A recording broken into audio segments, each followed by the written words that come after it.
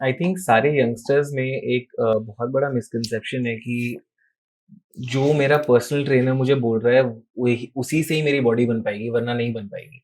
जैसे personal trainer ने बोल दिया कि ये 5,000 का प्रोटीन पाउडर है, ये तुम्हें लेना ही पड़ेगा। चलो ठीक है, तुम 5,000 नहीं दे सकते हो, मैं 2,000 में दे दूंगा तुम्हें। या ये BCAA है या क्रिटीन है, इसके बिना तुम्हारी बॉडी बन ही नहीं सकती, और इसके नाम पे बेचे जा रहे हैं बच्चों को। जी। सपोज कि किसी 15 साल के बच्चे ने ज्वाइन किया जिम, अब वो घर पे जिद कर रहा है कि नहीं पापा, मेरे को 10,000 रुपये चाहिए ही चाहिए, मेरे पर्सनल ट्रेनर ने बोला है। देखिए मेरे पास बहुत फोन आते हैं, ऐसे पेरेंट्स के फोन आते हैं जिनके बच्चे नए नया जिम शुरू करते हैं, और उनकी सबसे बड़ी कंप्लेंट ये रहती है कि सर ये प्रोटीन के लिए पैसे मांग रहा है, सुदेश भाई इसको दें ना दें, कैसे करें। डिपेंड करता है आपकी एज के साथ। सबसे पहले तो एज फैक्टर है कि आपकी हर एक्सरसाइज आपकी एज के हिसाब से बनी है, आप किस एज में क्या अचीव करना चाहते हैं। मगर ये जो सप्लीमेंट्स है, ये आप 18 साल से पहले अगर सेवन ना करें तो बहुत अच्छी बात है। 18 साल के बाद ही शुरू करें, मगर उतना ही शुरू करें जितनी बॉडी की आपकी रिक्वायरमेंट है। आपकी बॉडी की रिक्वायरमेंट है, पहले तो आप खुद नेचुरल में कीजिए। आप महीने 3 महीने 4 महीने 6 महीने नेचुरल कीजिए।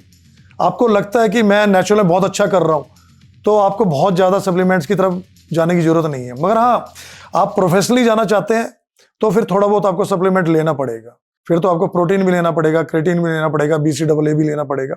तो उसके लिए आपने बात करी कोच की कि कुछ कोच कह देते हैं। देखिए, आप जब भी आप किसी अच्छे जिम में जाते हैं तो आप तो सबसे पहले तो ये पता करिए कि वो कोच कितना क्वालिफाइड है, वो खुद क्या रहा है। ऐसा नहीं है कि पता लगा कि वहां कोई अटेंडेंट ही वहां रखा हुआ उन्होंने और वो आपको कोचिंग देना शुरू कर दिया और आप उसी से इन्फ्लुएंस हो गए, क्योंकि आजकल अटेंडेंट भी अच्छी बॉडी बना के रखते हैं जो आपको आप तो बता रहे थे सर कि बहुत लोग होते हैं जो वहां पे काम कर रहे होते हैं, वर्किंग स्टाफ हाँ, होता है, और वो भी फिर बन जाते हैं। बिल्कुल बिल्कुल, क्योंकि ये थोड़ा सा जिम वालों को लालच भी लगा लो कि भाई वही बच्चे वहां वेट उठा के भी रख रहे हैं और वही वहां ट्रेनिंग भी दे रहे हैं, वो हेल्प भी करा रहे हैं, वो हेल्प कराते कराते ही कोच बन जाते हैं। और फिर वो ये हालत होती है कि जो वहां जेंट्री आ रही होती है या जो सीखने आया होता है उसको गलत दिशा दिखा दी जाती है, क्योंकि उन बच्चों ने, देखो एक तो होता है कि आपने थ्योरी भी किया है, थ्योरिकल भी किया है, और एक होता है प्रैक्टिकल करना, जिसमें मैं कहता हूं प्रैक्टिकल करना बहुत जरूरी है।